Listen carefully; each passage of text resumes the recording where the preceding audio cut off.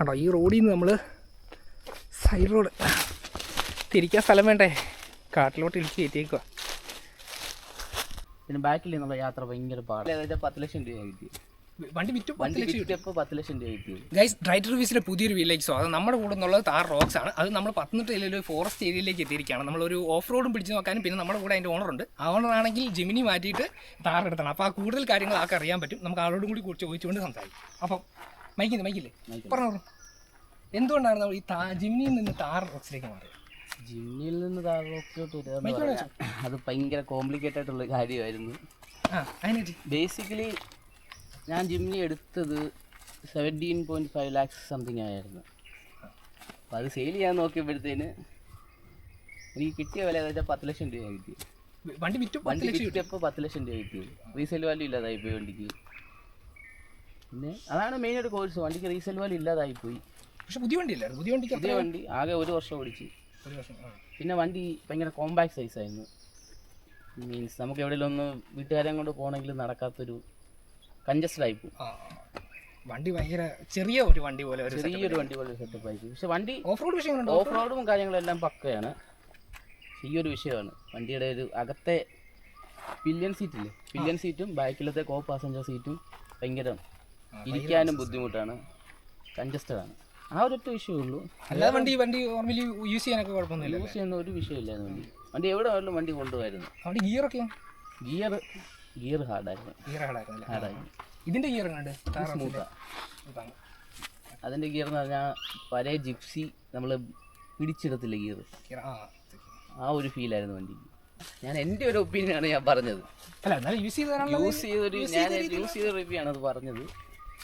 പിന്നെ വണ്ടി റോഡിൽ വരുമ്പോഴും ഭയങ്കര കോമ്പാക്റ്റ് ആയി പോകുന്ന പോലെ ഉണ്ട്. ഒരു ബൾക്ക് ഫീൽ നമുക്ക് കിട്ടുന്നില്ല. ചെറിയൊരു വണ്ടി പോലെയാണ്. പക്ഷെ യൂസ് ചെയ്യുന്നവരൊക്കെ പറയുന്നത് വണ്ടി പക്കയാണ്, മൈലേജ് ഉണ്ട്. മോഡിഫൈ ചെയ്ത് പറഞ്ഞിട്ടുണ്ടായിരുന്നു. വണ്ടി ഓക്കെയാണ്.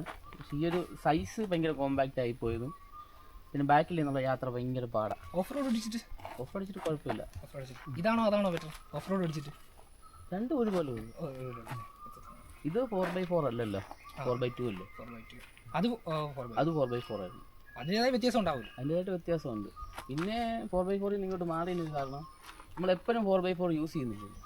നമ്മുടെ ഡെയിലി യൂസിൽ അത് വരുന്നില്ലല്ലോ. ഇടയ്ക്ക് വല്ലപ്പോഴും ഒന്ന് 4x4 ഇട്ട് ആയാലേ ഉള്ളൂ.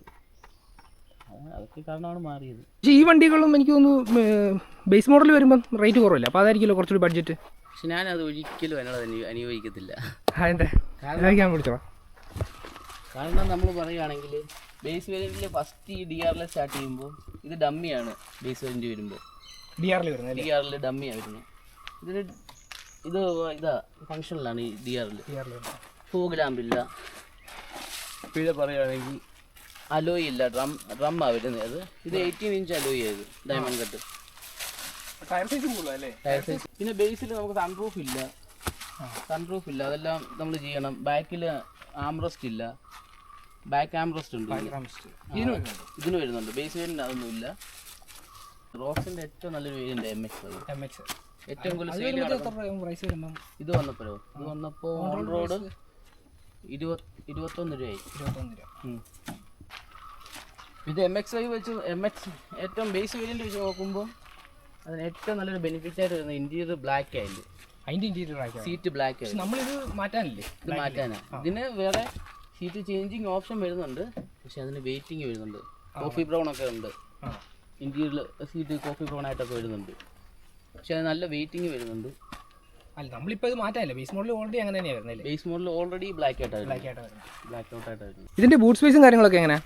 ബൂട്ട് സ്പേസ് ഒക്കെ അത്യാവശ്യം നല്ല ബൂട്ട് സ്പേസ് ഉണ്ട്. പഴയ താറിനെ വെച്ച് നോക്കുമ്പോൾ സ്വർഗ്ഗമാണ്.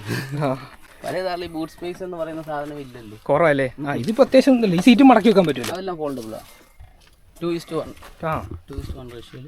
പിന്നെ ഏറ്റവും നല്ലൊരു ഫീച്ചറാണ് ഈ സാധനം കൊണ്ടുവന്നേക്കുന്നത്. പണ്ടത്തെ താറിൽ നമ്മൾ ഡോർ ഇപ്പോൾ ക്ലോസ് ചെയ്ത് കഴിഞ്ഞാൽ ഡയറക്റ്റ് വന്നിങ്ങനെ അടിക്കും. ഈ ഗ്ലാസ് ബ്രേക്ക് ആവാൻ ചാൻസ് ഉണ്ട്. ഈ സാധനം വന്നോടെ നമുക്ക് ആ ഒരു പേടിയില്ലാതെ അടിച്ചു വന്നിക്കത്തേ ഉള്ളൂ. ഒരു ഗാർഡ് എന്ന രീതിയിൽ അത് കൊടുത്തിട്ടുണ്ട്. അത് വളരെ നല്ലൊരു ഫീച്ചറാണ് അവർ കൊടുത്തേക്കുന്നത്. അത് സെറ്റാണ്. പിന്നെ ഈ സീറ്റ് രണ്ടും ബാക്കിലോട്ട് ടിൽറ്റ് ചെയ്യാവുന്ന ടൈപ്പാണത്. അത് ഫ്രണ്ടിൽ കാണിക്കാം. ആ നമുക്കെന്നാ ഫ്രണ്ടിലേക്ക് പോവാം. ഈ സീറ്റ് നമുക്ക് ഫ്രണ്ടിൽ നിന്ന് എടുക്കാം. എടുത്തോട്ടെ, എടുക്കട്ടെ. ഈ സീറ്റ് എന്ന് പറഞ്ഞാൽ റൈഡിങ് കംഫോർട്ടിന് വേണ്ടി ഒരു അഡ്ജസ്റ്റ്മെൻ്റ് ഉണ്ട് ഈ സീറ്റിന്. നമുക്കിത് ബാക്കിലോട്ട് പുഷ് ചെയ്ത് അങ്ങനെ സെറ്റ് ചെയ്യാം. അല്ലാന്നുണ്ടെങ്കിൽ നമുക്ക് ഇങ്ങനെ ടിൽറ്റ് ചെയ്തിട്ടിട്ട് ലഗേജ് കയറ്റി ബോട്ട് സൈസും കൂട്ടാനും പറ്റുമല്ലേ? അത് നല്ലൊരു ഫീച്ചറാണ് അവർ കൊണ്ടുവന്നത്. നേരത്തെ വണ്ടിയില്ലായിരുന്നു. നേരത്തെ വണ്ടി എന്ന് വെച്ചാൽ നമ്മൾ ഈ സീറ്റ് കോ പൈലറ്റിൻ്റെ സീറ്റ് ഫ്രണ്ടിലോട്ട് ടിൽറ്റ് ചെയ്തിട്ട് വേണം അതിൽ ബാക്കിലോട്ട് കയറാം. 5 ഡോർ വന്നപ്പോഴേ ഇതെല്ലാം വന്നല്ലേ? ഈ ഒരു ഫീച്ചറൊക്കെ വന്നത്. ഈ അലോയ്ക്ക് സെപ്പറേറ്റ് ചെയ്യണോ അതോ വണ്ടി വരുന്നോ? എല്ലാം വണ്ടി സ്റ്റോക്കാണ്. ആകെ ചെയ്തേക്കുന്നത് ഇന്ത്യയിലെ ഈ മാറ്റും പിന്നെന്തുവാ അതെ ഈ ഡോർ ഹിഞ്ചും ഇത് എക്സ്ട്രാ ആയിട്ട് അല്ലേ? പിന്നെ ഇത് റെയിൻ ഗാർഡും മാത്രമേ ബാക്കി ചെയ്യണം. എന്നാലും വണ്ടിയുടെ ഇൻറ്റീരിയറിനെ കുറിച്ചുള്ള കാര്യം കൊണ്ട് നോക്കാം. എന്നാലും എവിടെ ഡോർ? ഈ വൈറ്റ് ഒരു ബുദ്ധിമുട്ടായിരിക്കും അല്ലേ? അതെ, നല്ല ബുദ്ധിമുട്ടാണ് വൈറ്റ്. ചെളിയാവുന്നുണ്ടോ? ചെയ്യാവുന്നുണ്ടോ? ഈ സൈഡ് നോക്കിയാൽ കാണാം. ഇതൊക്കെ കണ്ടോ? ഇത് ചേഞ്ച് ചെയ്യുന്നുണ്ടോ? ഇനി ചേഞ്ച് ചെയ്യാനായിട്ടാണ്, ബ്ലാക്ക് ആക്കാനായിട്ടാണ്. എന്തുകൊണ്ട് ഈ മോഡൽ തന്നെ എടുക്കാൻ കാരണം? പിന്നെ നമുക്ക് അഫോർഡ് ചെയ്യാൻ പറ്റുന്ന ഒരു മോഡലായത് ഈ മോഡൽ വരുന്നത്. ഈ മോഡൽ വരുന്നത് കാരണം ഇതിൻ്റെ താഴെ 2-3 മോഡൽ വേറെ ഉണ്ട്. അതിൽ ഏറ്റവും ടോപ്പ് വെച്ച് നോക്കുമ്പോഴും നമുക്ക് ഏറ്റവും നന്നായിട്ട് ഇരിക്കുന്നത് ഈ ഒരു മോഡലാണ്. സൺറൂഫും കാര്യങ്ങളും ഉണ്ട്. പിന്നെ MX1, MX2, MX3 പല വേരിയൻ്റ് ഉണ്ട്. ഇതാകുമ്പോൾ നമുക്ക് ബഡ്ജറ്റ് ഫ്രണ്ട്ലി ഒരു വണ്ടിയാണ്. കാരണം എല്ലാ സാധനവും ഇതിനകത്ത് തന്നെ ഉണ്ട്. ഇൻഫോർമെന്റ് ഇത് സിസ്റ്റം ആണെങ്കിലും ഒരു stereo control, cruise control, mode എല്ലാം ഉണ്ട്. ഇതിൻ്റെ ഡീസലല്ലേ കുറച്ചുകൂടി മൈലേജ് കിട്ടും. ഇതിനെന്താ ഡീസൽ നോക്കാൻ? ഡീസൽ പ്രിഫർ ചെയ്യാഞ്ഞതാണ്. കാരണം ഞങ്ങൾ ബേസിക്കലി ഇവിടെ കാണാൻ ചാൻസ് ഇല്ല. കാരണം ഡെയിലി യൂസ് എടുക്കുന്നില്ല വണ്ടി. ഡീസൽ വരുമ്പോഴത്തേന് ഡീസലിന് മൈലേജ് കൂടുതലുണ്ട്, സത്യമാണ്. പെട്രോളിന് മൈലേജ് കുറവാണ്, നല്ല മൈലേജ് കൂടുതലുണ്ട്. എത്ര കിട്ടുന്നുണ്ട്? 10 കിട്ടുന്നുണ്ട്. കമ്പനി പറയുന്നത് 12. പിന്നെ ഡീസൽ എടുക്കാതെന്ന് വെച്ചാൽ വണ്ടി എടുക്കാതിട്ട് കഴിഞ്ഞാൽ ഡീസൽ വണ്ടിക്ക് കംപ്ലൈൻറ്റ് വരും. ഇതിൽ ആഡ് ബ്ലൂ ആഡ് ആവുന്നുണ്ട് ഡീസലിൽ. 2 ടാങ്കാണ്. അത് വേണമെങ്കിൽ കാണിക്കാം അവിടെ. ഡീസൽ ആ സംഭവം നോക്കാം. അതിനെക്കുറിച്ച് എനിക്ക് അറിയത്തില്ല. നമുക്ക് നോക്കാം. ഇതാ ഞാൻ പറഞ്ഞ ഡീസൽ വരുമ്പോൾ ഇവിടെ ഒരു എക്സ്ട്രാ ഒരു ആഡ് ബ്ലൂവിൻ്റെ ഒരു ടാങ്ക് കൂടെ വരും. അത് മന്ത്ലി നമ്മൾ റീഫിൽ ചെയ്തില്ലെങ്കിൽ നമുക്കത് കംപ്ലൈൻ്റ് ആവും. വണ്ടി ഓടാതെ കിടന്ന് ആഡ് ബ്ലൂ ബേൺ ആകാതെ കിടന്നു കഴിഞ്ഞാൽ പെട്ടെന്ന് കംപ്ലൈൻറ്റ് വണ്ടി സ്റ്റാർട്ട് ആവാതെ വരും. ഡീസൽ വണ്ടിക്ക് അങ്ങനെ ഒരു പ്രശ്നമുണ്ടല്ലേ? നമ്മൾ ഡെയിലി വണ്ടി എടുത്തില്ല, നമ്മൾ ഡെയിലി എടുത്തില്ല വിഷയമില്ല. നമ്മളിങ്ങനെ വണ്ടി എടുക്കാതിടുമല്ലോ, യൂസ് ചെയ്യാതിരുന്ന് കഴിഞ്ഞാൽ വണ്ടിക്ക് ആ ആഡ് ബ്ലൂ ബേൺ ആവാതെ വണ്ടി സ്റ്റാർട്ടിങ് കംപ്ലൈൻറ്റ് വരും. പിന്നെ ഷോറൂമിൽ നിന്ന് ആൾ വരണം. അങ്ങനെയുള്ള പ്രശ്നമുണ്ടല്ലേ? അങ്ങനെ ഒരു വിഷയമുണ്ട്. മൈലേജ് ഉണ്ടെന്ന് പറഞ്ഞാലും അങ്ങനെ പ്രശ്നങ്ങൾ കൂടെ ഉണ്ട് അതിന്. ആഡ് ബ്ലൂ നമുക്കൊരു 10 ലിറ്ററെങ്കിലും ഒരു മാസം ചിലവ് വരുന്നുണ്ട്. ഒരു 2000 കിലോമീറ്റർ ബേസ് ആണോ? കിലോമീറ്റർ ബേസാണ്. അത് എനിക്ക് വലിയ ഇതില്ല. കിലോമീറ്റർ ബേസ് അത് ആഡ് ബ്ലൂ ബേണായി തീരുമല്ലോ. വണ്ടി ഓടുമ്പോൾ തന്നെ അത് ആഡ് ബ്ലൂ ബേണാവും. ബേണായി തീർന്ന് കഴിഞ്ഞാൽ നമ്മളത് ഫില്ല് ചെയ്തുകൊണ്ടിരിക്കണം. എങ്ങനെ പോയാലും മന്ത്ലി നല്ല ഓട്ടമുള്ള വണ്ടിയാണെങ്കിൽ ഒരു 10 ലിറ്ററെങ്കിലും റീഫിൽ ചെയ്യേണ്ടി വരും. റീഫിൽ ചെയ്യാതിട്ട് കഴിഞ്ഞാൽ ആഡ് ബ്ലൂ ഇതായിട്ട് ബേൺ ആവാതെ കിടക്കും. വണ്ടി നമ്മൾ സ്റ്റാർട്ട് ചെയ്തിട്ടെന്ന് പറഞ്ഞാലും ഇപ്പോൾ ഗൾഫിലൊക്കെ പോകുന്ന ഒരു സ്ഥിരം ഇതല്ലേ, വണ്ടി താക്കോലേൽപ്പിച്ചിട്ട് വണ്ടി ഇന്ന് സ്റ്റാർട്ട് ചെയ്തിടണം, വണ്ടി അങ്ങോട്ടും ഇങ്ങോട്ടും ഉരുട്ടിയിടണമെന്ന് പറയുന്നത്. അങ്ങനെ ഇട്ട് കഴിയുമ്പോൾ ഉള്ള വിഷയമാണ്. വണ്ടി റണ്ണാവാതെ ഇരിക്കുക കഴിയുമ്പോൾ ഇത് ബേൺ ആവാതെ വരും ആഡ് ബ്ലൂ. അപ്പോൾ നമുക്ക് പിന്നെ വന്ന് നമ്മളൊന്ന് എടുക്കണമെന്ന് വെച്ചാൽ വണ്ടി നീങ്ങത്തില്ല, വണ്ടി സ്റ്റാർട്ടാകത്തില്ല. അങ്ങനെയുള്ള പ്രശ്നങ്ങളും ഉണ്ടാക്കും. അപ്പോൾ ഇത്രയും കാര്യങ്ങളൊക്കെ അല്ലേ വണ്ടിയെ കുറിച്ചുള്ളതല്ലേ? ബാക്കി സ്റ്റെപ്പിനും കാര്യങ്ങൾ. ഇത് ക്യാമറ ഇല്ലേ ഇതിനകത്ത് വന്നിരിക്കുന്നത്? അതെ, ക്യാമറ.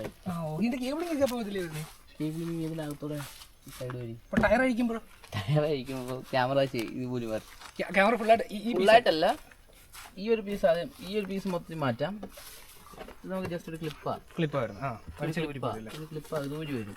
ഊരി വന്നിട്ട് ടയർ ഓടുന്നതിന് മുമ്പേ ഒരു സ്ക്രൂ ഡ്രൈവർ വെച്ച് ഈ ക്യാമറ റൗണ്ട് യൂണിറ്റ് ഉണ്ട്, റൗണ്ടായിട്ടൊരു യൂണിറ്റ് ഉണ്ട്, ഒരു പൈപ്പ് പോലെ. അത് ഫുള്ളായിട്ട് ഊരി എടുക്കാം. ഫുള്ളായിട്ട് ഊരി മാറ്റിയിട്ട് വേണം സ്റ്റെപ്പ് എടുക്കാം. കേബിള് ഇത് പ്ലഗ് ആൻഡ് പ്ലേ. എന്നാലും കൊള്ളാം. അല്ല പക്ഷേ ഇതിനകത്ത് വേറെ ഒന്നും വെക്കാൻ സ്ഥലമില്ലല്ലോ. സ്ഥലമില്ല. അടിയിൽ വെച്ച് കഴിഞ്ഞാലും വണ്ടി ഇത്രയും ഓഫ് റോഡ് പോകുന്നതുകൊണ്ട് അടി വെക്കാൻ പറ്റത്തില്ല. ഇത് പക്ഷേ സെറ്റായിട്ട് ക്യാമറ ഉണ്ടെന്ന് കാണത്തുമില്ല. അകത്തോട്ട് ക്യാമറ സെറ്റ് ഇത്ര ക്യാമറ അകത്തോട്ട് കയറിയിരിക്കുന്നു. ബാക്കിയൊന്നുമില്ല, മഴയാണെന്ന് തോന്നുന്നല്ലോ. സെൻസർ പ്ലസ് ക്യാമറയാണ്. റിവേഴ്സ് ക്യാമറ പക്ഷേ എല്ലാം പക്കയായിട്ടുണ്ടല്ലേ. ഓക്കെ, റിവേഴ്സ് ക്യാമറയും ഫ്രണ്ട് സെൻസറും ഉണ്ട്.